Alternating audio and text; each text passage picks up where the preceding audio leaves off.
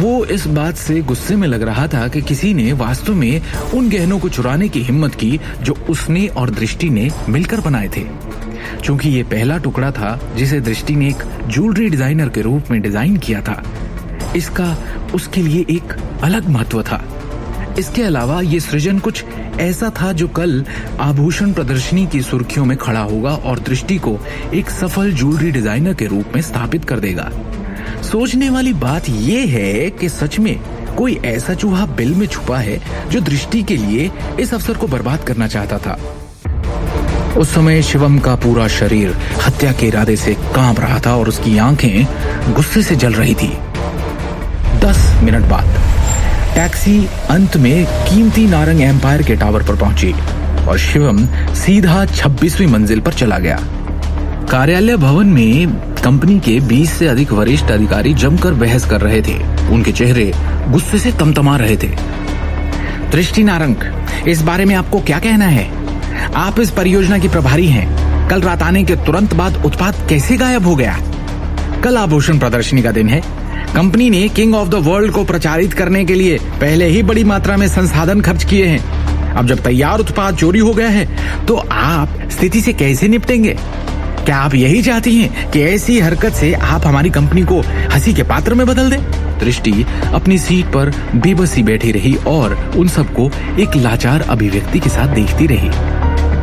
यदि आपके पास सबूत नहीं है तो बकवास करना बंद कर दें। शिवम कार्यालय में चला आया और अंदर आते हुए उसने शांति से कहा, शिवम गांधी, तो आखिरकार नकारा निकम्मा दामाद आ ही गया। मुझे तो लगा था कि तुम अपने गुनाहों की सजा मिलने के डर से शर्माकर कहीं भाग गए। उस समय करण नारंग ने शिवम को एक चंचल अभिव्यक्ति के साथ देखा। ऐसा लग रहा था कि वो खुद से बेहद खुश है। तुम कहना क्या चाहते हो? शिवम ने करण से धीरे से पूछा। करण ने चालाकी से कहा, तुम सहायक निदेशक हो, वो व्यक्ति जो हर दिन किंग ऑफ द वर्ल्ड के संपर्क में आता है, और फिर जब वही गहना गायब होता है तो तुम कंपनी में मौजूद नहीं थे।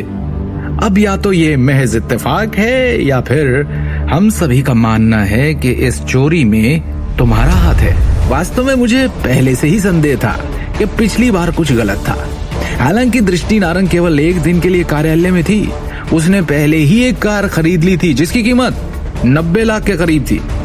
करण ने स्थिति का विश्लेषण करते हुए एक गंभीर अभिव्यक्ति के साथ कहा, इससे अकेले हम ये मान सकते हैं कि कार उन चीजों में से एक थी जिसे उसने लाखों के गहने बेचकर खरीदा था।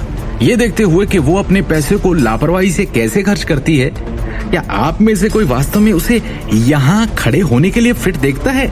इतनी महत्वपूर्ण परियोजना के प्रभारी होने की बात तो जाने ही दो।